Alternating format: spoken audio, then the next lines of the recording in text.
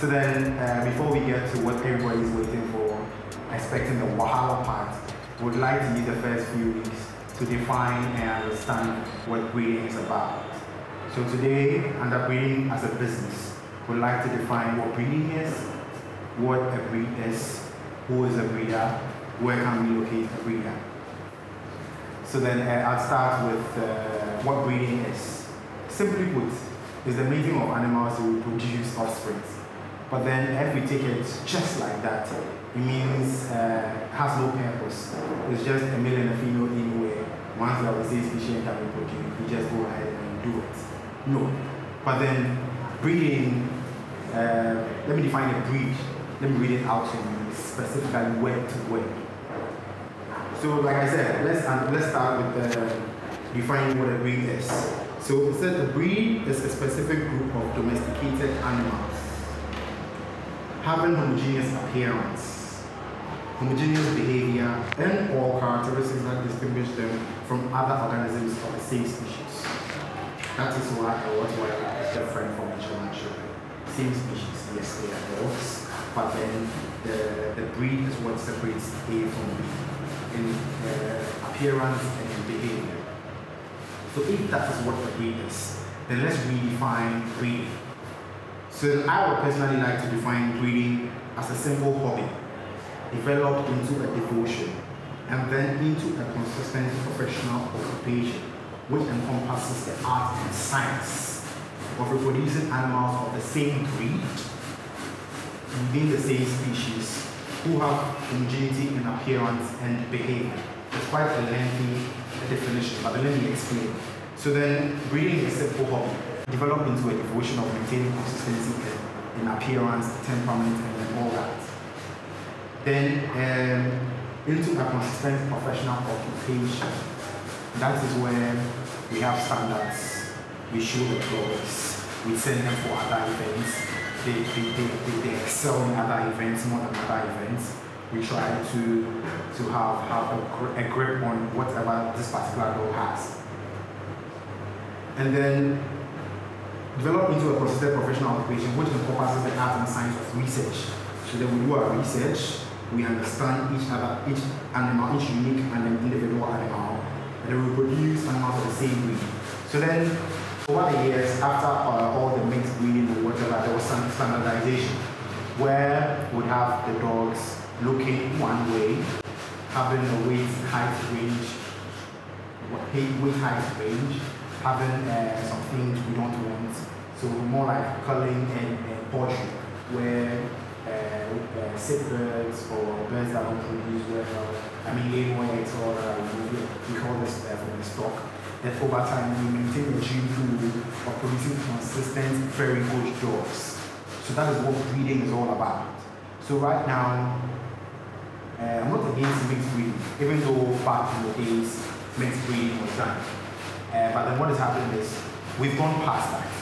Now we are trying to improve what each breed, not by bringing in another breed to mess up everything. So then for those who do mixed breeding, it's just like trying to spell sinology using different colors. Look at it. It's all colorful and gloomy and mixed up. It makes even reading it very difficult. And then look at one breed, pure breeding or pedigree breeding. Look at it. One color, uniform. From any distance you can see, understand it. Simple. That's what breeding is about.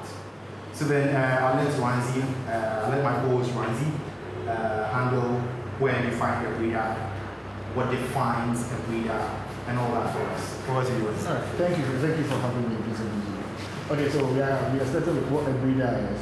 So a breeder is a person who selectively breeds carefully selected mates of the same breed to sexually reproduce offsprings with specific and consistently replicable qualities. Just as he said, with the breeding, there has to be some consistency. There has to be some homogeneity. That's what basically a breeder does. And then a breeder breeds with a purpose, the purpose to which he is breeding. although there is let's say there's a standard that every breeder should follow, and every breed have their own standard. So a breeder can breed to what he wants, but it's supposed to be under the breed standard.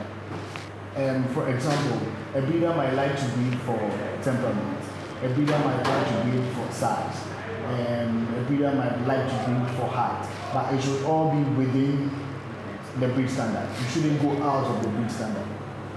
And then to get to know a breeder, every country has a kennel, let's say a union that most breeders, let's say most respectable breeders are part of. So in Ghana, ours is the Kennel Union of Ghana, which you can find on all the social media and even on our website. That's the Kennel Union of Ghana.com with GH. So when you get there, you get to see the breeders, what they breed, where they are located. And breeders are always open. You can get to go to any breeder's place to see what he has, how he breeds, how his puppies are, just to interact with him and even know the purpose to which he is breeding, if that would favor you. You wouldn't go to a breeder who is breeding for very high, let's say, temperament, aggressive dogs, whilst you know you are not that active and then you are just using the dog as a pet. So getting to know where and which breeder to get from is also very important. So then, in your own understanding, if I have a male in the house and I have a female in the house, once they are the same breed, can I go on to breed them and just go ahead? What's the purpose of you breeding them? That's the main thing. Once they are all purebred or they are all pedigree, I assume I can just put a male or a female and go ahead. You have to be part of the kennel club, or let's say the kennel union. Okay. You can join from either way, either from the kennel club to the kennel union, or from the kennel union and you'll be given a kennel club. The kennel club will be the specific breed that you have. So like for example, there's a Rottweiler club, there's a German Shepherd club. So the breed you have will show the club in which you will be part of. You know the standard of breeding, how the breeding is done. You just don't wake up and then just breed. So you're saying if I am a breeder, yeah, or I intend to breed, yeah, I should join the kennel club. You should join the kennel club.